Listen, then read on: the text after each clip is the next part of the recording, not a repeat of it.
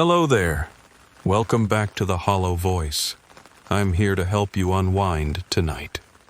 If this sound helps you relax, please like the video and subscribe to the channel. Tell me, where are you watching from? And what time is it right now? Now, find a comfortable spot and let yourself unwind. See differently than when one is awake. See things in the dark which are not there. Saw something I assumed it was simply a product of my overtired brain, dismissed it, and thought nothing more of it. Let me elaborate briefly. Set the stage, if you will. I had been driving to work, taking my normal route. It is my practice to wait until I get to the office to have coffee because, truthfully, I'm cheap and I don't like to buy it if I don't absolutely have to. Say what you will. It was still dark outside, but the sky was beginning to lighten. I have driven the same way to work every single day for many years. I would probably be able to drive there blindfolded. What I'm saying is, I don't have to be fully awake to safely operate my car. It virtually steers itself. Even with my sleep-addled, caffeine-deprived brain, I am able to look around me a bit as I drive, to take in my surroundings, sometimes catch a particularly beautiful sunrise. Me time. Once I am home, I have other responsibilities to attend to, and definitely do not take the time to stop and smell the roses. All right, you get the picture. About 3 months ago, I was driving to work as usual, simultaneously paying attention to the road and looking around me. I had already seen a rabbit, 2 deer, a bag of trash someone had tossed from their car, the pink, orange, and yellow glow of the sun beginning to crest over the green-treed hills. Aside from the trash, it was a glorious morning, and though I was looking forward to that jolt of caffeine when I arrived, I was happy. At one point during my drive, I passed by several warehouses on the left-hand side. They're old, somewhat run down, but still, from what I can tell anyway, seem structurally sound. The biggest one is abandoned, painted a sun-bleached beige. The metal sheeting showing through is dark and rusted where the paint is flaked away. There is a normal man-sized door in the side of the building at ground level, right next to a huge hydraulic lift garage-style door and a concrete truck bay. The man door is also painted, faded, and flaking. I've seen it hundreds of times and have never paid it that much attention. As it is with things one has seen 100 times, that thing tends to fade into the background, to become unseen, almost invisible. So I had not really paid any attention to that warehouse in a long while. Saw it. I thought it was just a trick of my eyes. Movement by the man door. Just a quick glance. Nothing I could catch or identify as my car passed by, but movement nevertheless. And then I was past it, focused on other things. Several days later, I saw it again. That's twice I've seen the same thing. I wonder if someone is occupying the place now. But again, it wasn't enough for me to stop and investigate. This went on for several mornings, and I began paying closer attention now as I drove toward the warehouse. Most mornings, as I neared, I definitely saw movement, but I could never pinpoint it. Not exactly. Until one morning, about 2 weeks later, I was absolutely certain of the movement. Not just out of the corner of my eye this time, but clearly and right in front of me, and I immediately became confused. One moment there was movement, the next, nothing. The door didn't open. No one came around the front of the building, and no one went around the concrete truck bay. I would have seen that clearly too. I'm not sure what made me stop this time. To this day, I can't figure it out. I stopped my little silver car in the middle of the road, threw it into reverse, and backed up into the gravel parking area next to the warehouse. That early in the morning, I wasn't worried about running into anyone else on the road. I sat in the car for a few minutes, quietly watching the door in my rear and side view mirrors to see if anything would happen. "Yes, there," I said aloud to myself. I'd seen movement again by the man door. I exited my car, shoved my keys in my pocket, and turned around to watch the door directly, head on. It didn't take long before I saw something I will never, ever be able to accurately convey. The only way I can explain it is this. The rust lines, where the paint had cracked and peeled, seemed to coalesce, melt together, swirl around, then separate again and become still. It was the exact movement I'd seen, but now as I watched I was more confused than ever, and more curious than ever. You know that saying, curiosity killed the cat? Yeah, I'm a sucker. With little to no difficulty, I ignored the internal alarm blaring in my head, yelling at me to get back on the road or I would be late for work. I ignored the clearly posted "No Trespassing" sign on the front of the building. I ignored the strong flight response which arose in me. I ignored all these things because, to my mind, I could not be seeing what I thought I was seeing, and there had to be a rational explanation for it. I would figure out what going on. I walked with purpose to the door, fully intent upon opening it and finding out what was going on inside that warehouse. I reached for the knob. My fingers touched the rusted and dented metal. Suddenly, and not gently, I was sucked through what I can only call a vortex.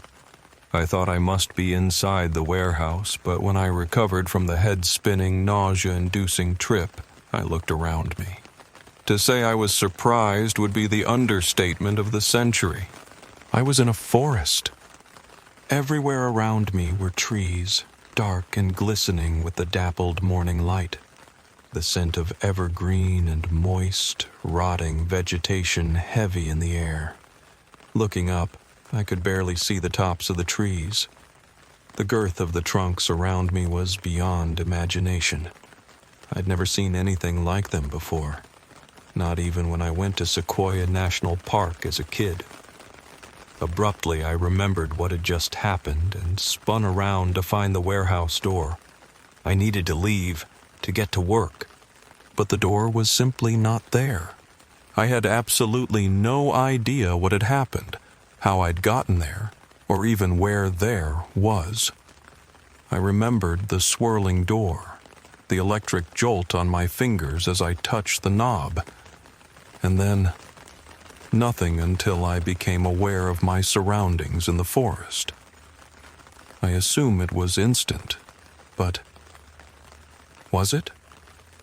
I suppose I should have been frightened. I suppose I should have started hollering, trying to figure out if anyone was nearby who could help me understand. But I was not afraid. And the more I thought about what had happened, how I'd been sucked through a vortex to wherever I was, the less I actually remembered. It was fading quickly. I stood exactly where I was, still and silent, listening to the sounds around me. Quiet breezes rustling the boughs above me, birds twittering and flitting through the trees. Insects buzzing, small creatures scuttling on the forest floor. It was so beautiful. I was overwhelmed by it all. If ever I were to choose to live somewhere else, I would live here. "That is very good to hear," said a low, gravelly voice. Now I did startle. I looked frantically around me, trying to find the source of the voice. my eyes alighted upon a huge tree stump about 15 feet in front of me. And, as I watched, a creature simply materialized from the wood. It was about 4 feet tall, skin which looked to be made of the same wood from which it came, brown hair, if you could call it that, made from sticks and twigs and other forest debris, large black eyes which glittered like beetles, and mouth full of rows and rows of the sharpest teeth I'd ever seen. Not even the sharks I'd seen on television could rival these chompers. The creature grinned unnaturally at me, and my heart leapt into my throat. This thing, whatever it was a predator. I didn't have to ask it questions to know that. It had pieces of skin and sinew, muscle, blood and fur, pieces of fabric, and God knew what else stuck between all its evil teeth.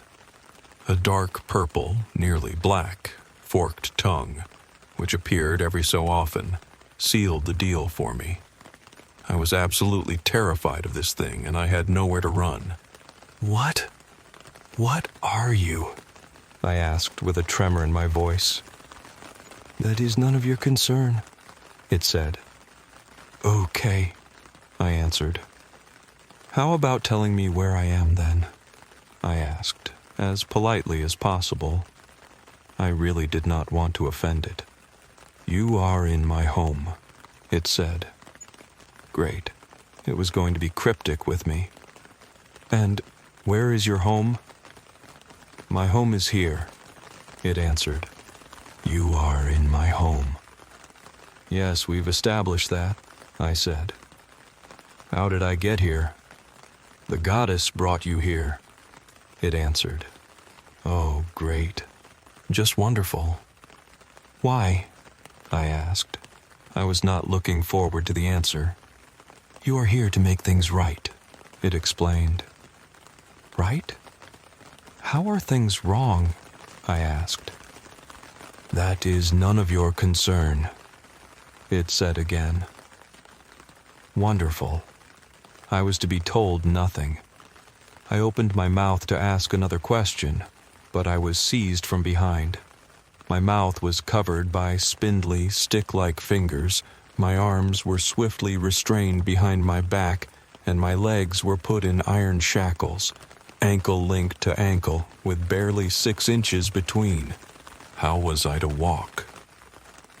"You will not walk," the creature answered my unspoken thought.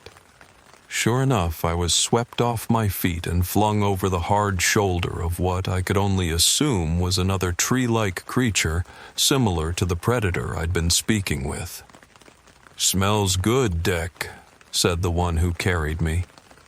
"You are to transport only by," said the gravelly voice of my original host. I am over 6 feet tall. These creatures could not be more than 4 feet tall. Therefore my head was quite close to the ground as I was unceremoniously carried away. While I flopped painfully to and fro over this creature's shoulder, I had some time to think, to plan. I was a big guy compared to these things which held me hostage. They were clearly carnivores. They could speak my language, which, for whatever reason, I didn't question. But did the fact that they could speak English make them clever? Could I outsmart them in some way? Whatever situation I found myself in when they released me, could I think fast enough to escape? I could find no scenario from which I could plan, not knowing anything about what I was being brought into. Time felt different here. It felt as if I were carried for hours, but that could have been due to the discomfort I felt. So when I was tossed in a heap to the ground, I lay there groaning, trying to decide if I was injured in some way other than my pride. I was sore, definitely, but I was not otherwise harmed. A voice, sweet, low, soft, melodic. "Deck, bye. You have done well. Thank you. You are dismissed." "Mistress," began one of them, "begging your pardon, but would you not feel safer with guarding?" "Thank you for your concern, Deck, but you and Bai are excused. I will deal with the stranger in my own way." "Yes, mistress," Deck said. From my position on the ground, I could see both Deck and Bai. Oh, how awful they both seemed. Mistress, in a subservient manner, bowing deeply, looking down at the ground, walking backwards. I could see saliva drooling from their teeth, dripping to the ground in long strings. Mistress. I didn't want to see the creature that lovely voice belonged to. I knew I would not be able to reconcile the voice with its owner. To my mind, only something supremely beautiful should speak with that voice. I expected, knew. The voice, therefore, could only belong to another one of those horrible tree creatures. "You are quite mistaken, sir," said the beautiful voice, reading my mind. Reluctantly, I lifted my face from the ground and turned to look in the direction from which the voice was coming. I was more surprised at what I saw than when I had been sucked through the vortex into this forest realm to begin with. There, standing before me, was a radiant, beautiful woman. She was dressed in clothing which seemed to be stitched together from the fabric of the forest itself. Furs, leaves, grasses, sticks, all woven together to create a dress which seemed to rise up from the forest floor to cover her from toes to shoulder. Her hair was as red as any sunset I've ever seen, and her eyes glittered the deep green of the trees around her. Her skin was the whitest of porcelain. She was absolutely breathtaking. I tried to stand and failed due to my restraints. My head was telling me I was in the presence of godlike power, and so I felt it was only right and respectful to stand or kneel. Pay homage to this woman. The urge to bow down to her was irresistible. "Please, do not struggle. You are in no danger here," she said. "I am Gaia, mother of all creation. Every leaf, tree, creature, and rock you see belong to me, are of my body. My dryad hunters were right to bring you to me. I need your help, stranger." She snapped her fingers, and my restraints instantly fell off. "I'll help you, whatever it is." At the time, I meant it. I truly wanted to do whatever I could to help this woman. My own life forgotten. Work, morning drives, coffee, daily life, all forgotten. I was completely and totally her servant, and she knew it. "Yes, I need your help, and I am grateful to receive it from you willingly," she said. "Please rise and come with me." I stood, and with eager, almost reverent and worshipful movements, fell into step beside her. I was virtually panting with the want to assist this woman. Being in her presence was more forceful than anything I'd ever felt before. I would quite literally lay down my life for her. In a matter of moments, I'd gone from being concerned about my daily drudgery to willingly following this goddess, for that is what she was, into the unknown of her forest. I had not one care for anything I'd left behind. She floated along the forest floor. Instead of walking, her dress seemed to change as the terrain changed, moving her forward fluidly, propelling her without her having to put one foot on the ground. Meanwhile, I was having to jog to keep up, my ungainly, graceless, hulking body tripping over roots and rocks just to keep up with her. Of course, I probably would have fared better had I been watching the ground rather than watching her. but it was impossible. I could not look away. She had me so completely captivated. Was it love at first sight? Love yet not love. Worship? They were the same. They were different. I didn't care. After what felt like an eternity, we finally came to a clearing in the dense forest. A nearly perfect circle surrounded by trees even larger than the ones I'd seen when I'd first arrived here through the vortex. They were incomprehensible, and everywhere I looked, creatures moved here and there, up and down the trees, busy, working, high up, higher than I could truthfully see clearly. Structures, homes, bridges, swings, lights, and creatures. I had a vague impression of Ewoks living on the forest moon of Endor, but on a much greater scale.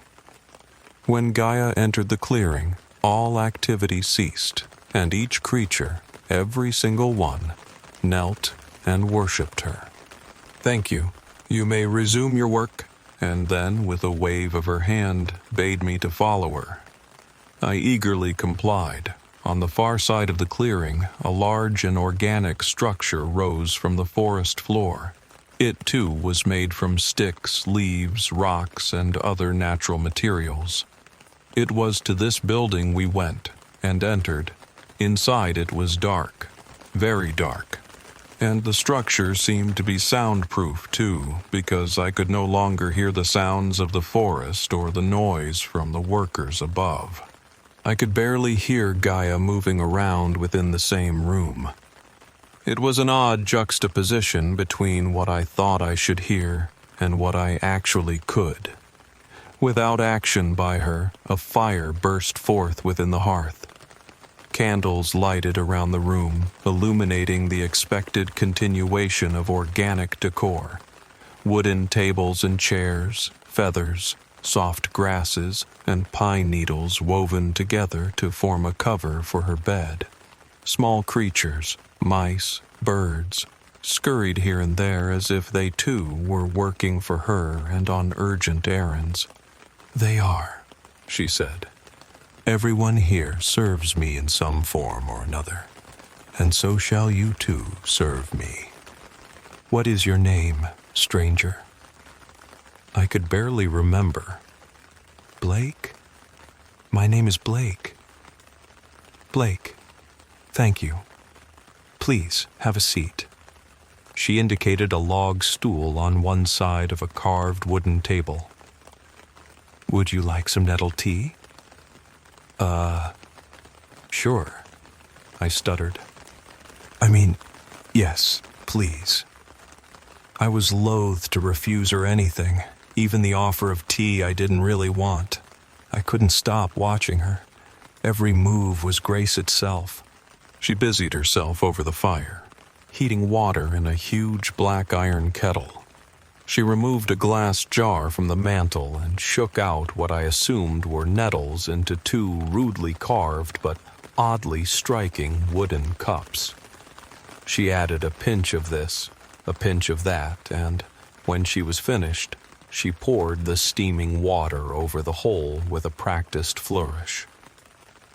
"There," she said, seating herself prettily on a stool across from me and sliding a cup in my direction. "Please drink. It will settle your nerves."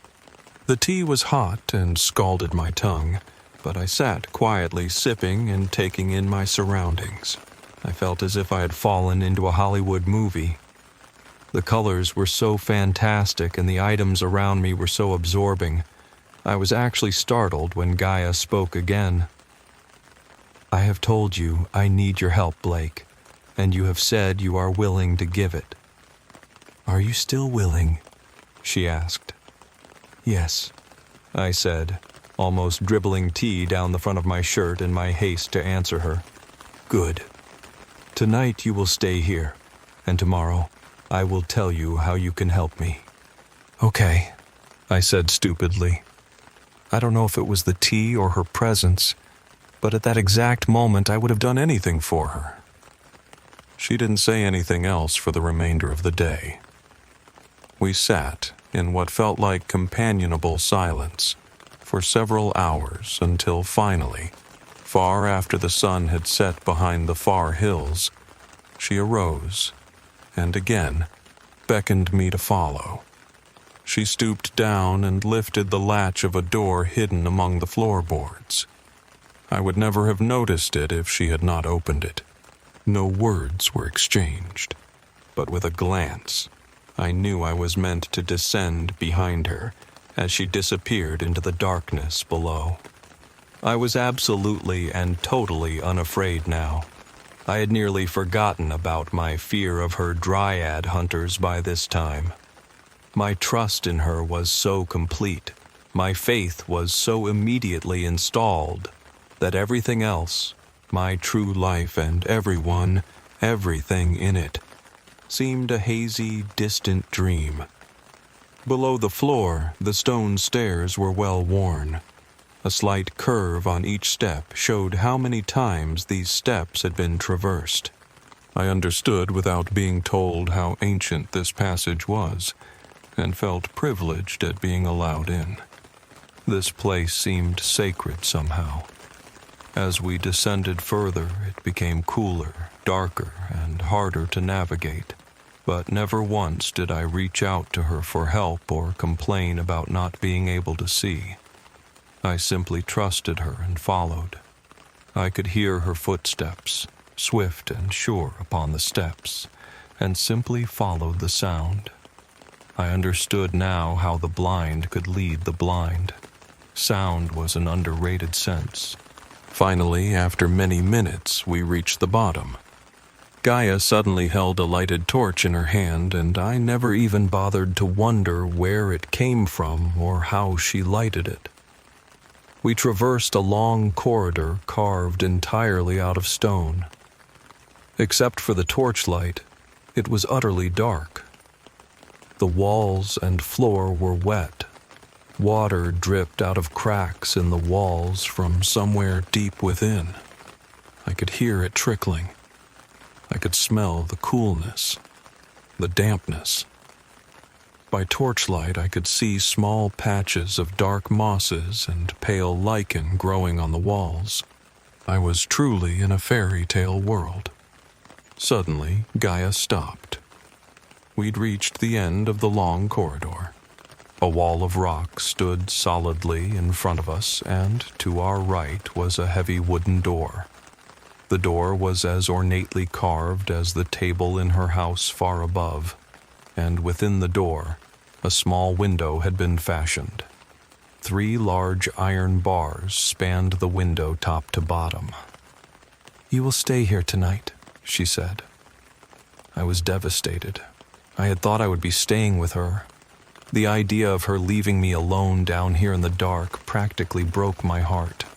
With a wave of her hand, the iron latch snapped open and the door swung wide to reveal a small room of the same stone walls and floor as the corridor in which we stood.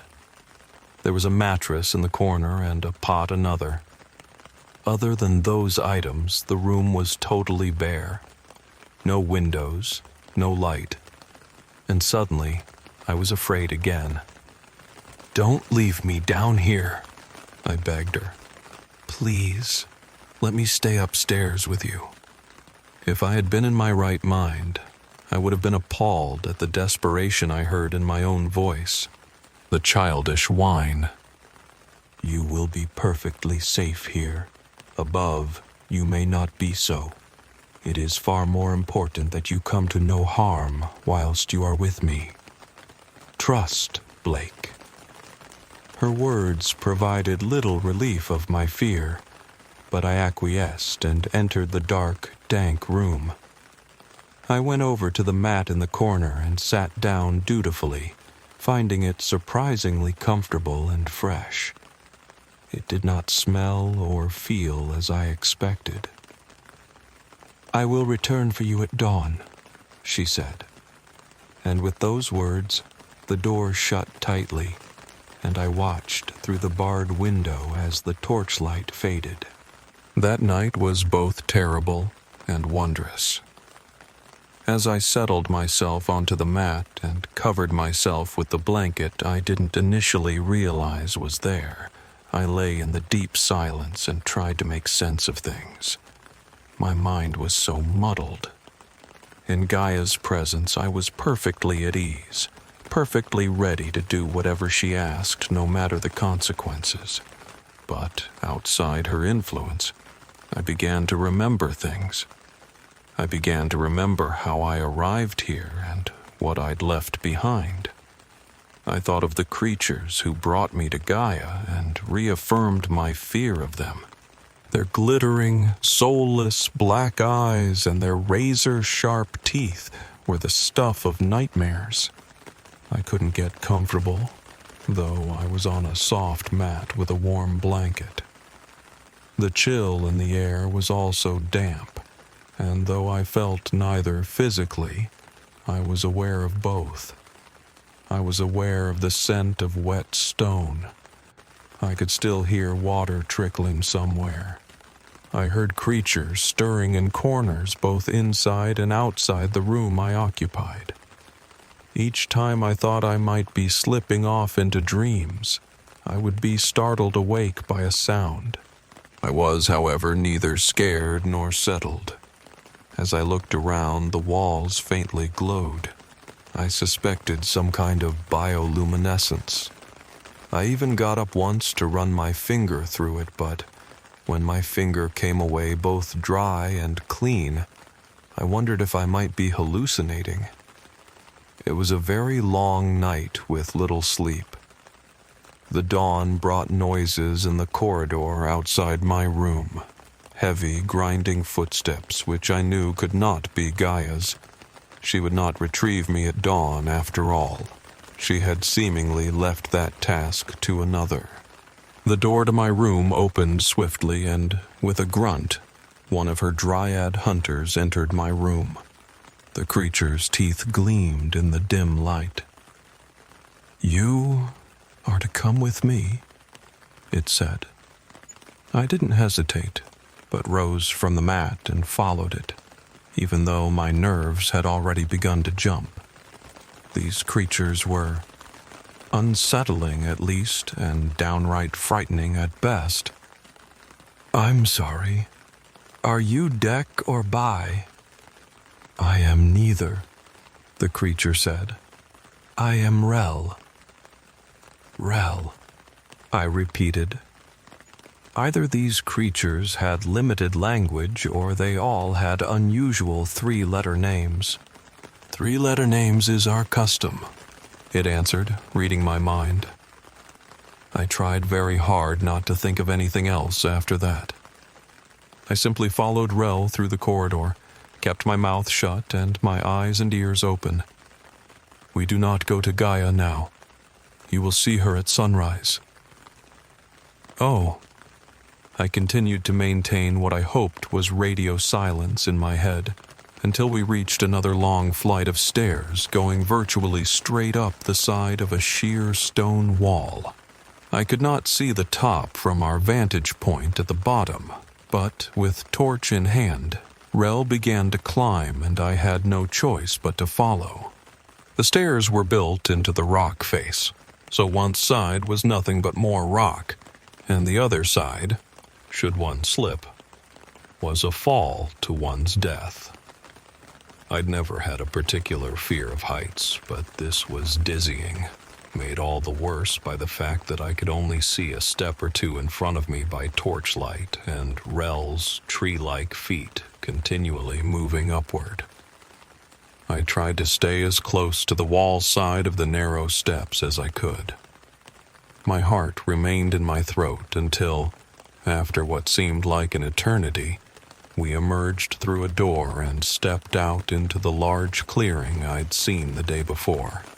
It was pre-dawn. The light, what I could see of it through the tops of the dense trees, was still barely gray overhead. The air smelled sweet and refreshing after the dank underground room and long corridors. Ahead of me, in the center of the clearing, a large structure had been erected overnight, though from where I stood, It was hard to tell what it was exactly. It looked like a large X, dozens of feet tall and half as wide.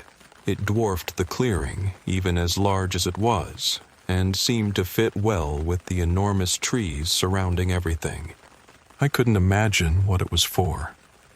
Just as the light in the sky began to turn pink above me, I was suddenly and unexpectedly shackled and cuffed again. A hood was shoved roughly over my head so I could no longer see, and with a sharp jab of some kind of instrument, a weapon, maybe,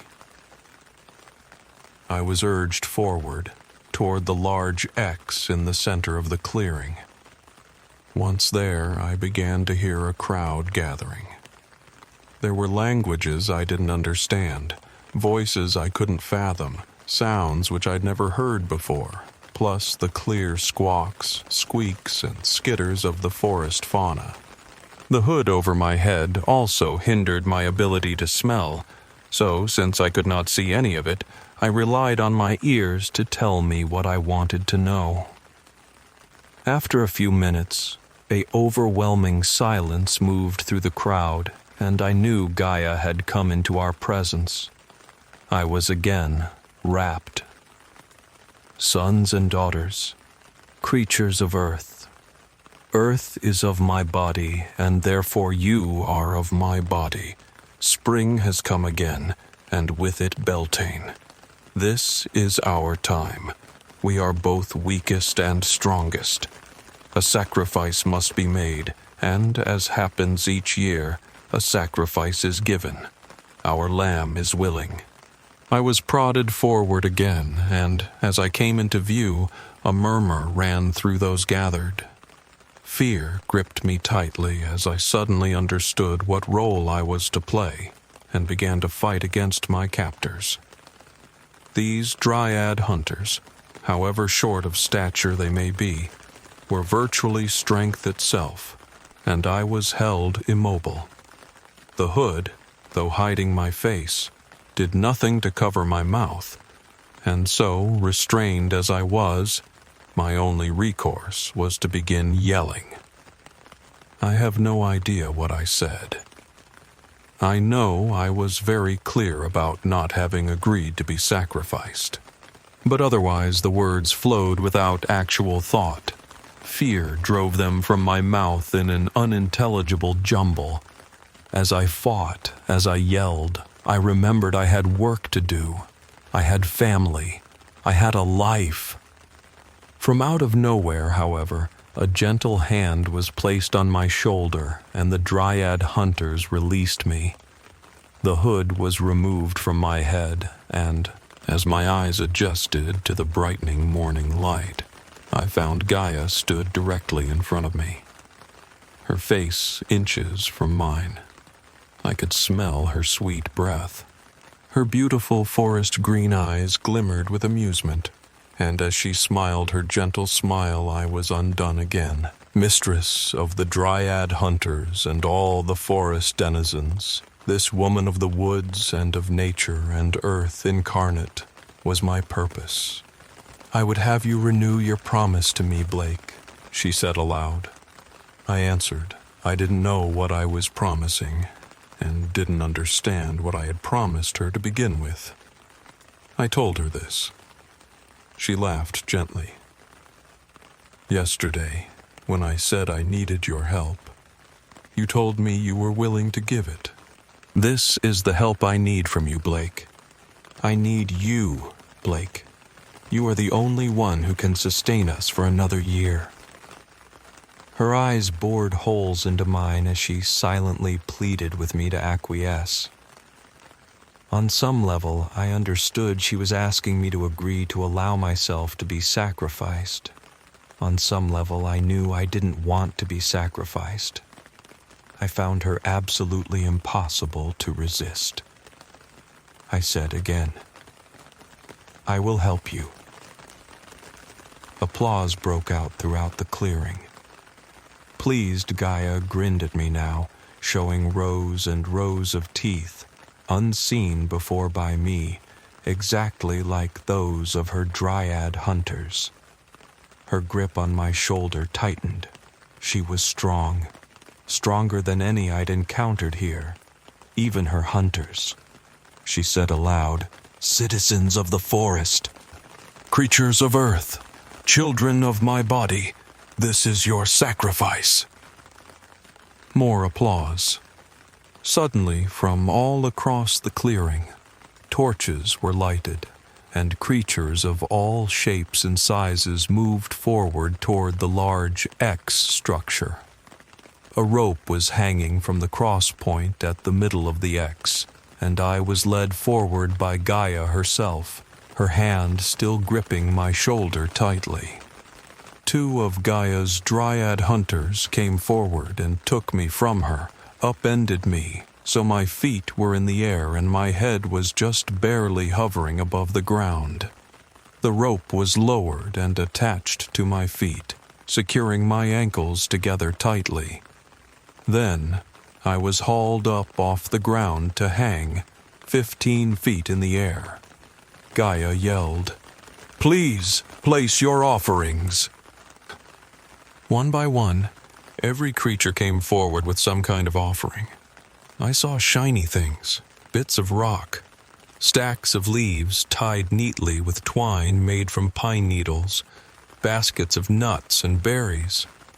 I saw branches and sticks, feathers, live birds in wicker cages, pieces of meat, and much more. All were placed just beneath me on the ground under the legs of the X. Hanging upside down as I was, I only had to tip my head to see all. The blood rushed to my head and I began to have trouble seeing. My legs went numb. My arms, hanging uselessly toward the ground, were also numb. I suspected I'd been drugged but couldn't figure out how. I looked at Gaia, and she seemed simply radiant. As each sacrifice was placed below me, she grew. Her stomach grew. It was fascinating and horrifying to watch.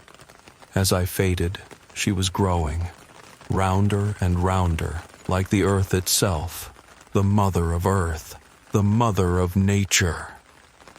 Her face changed, over and over again.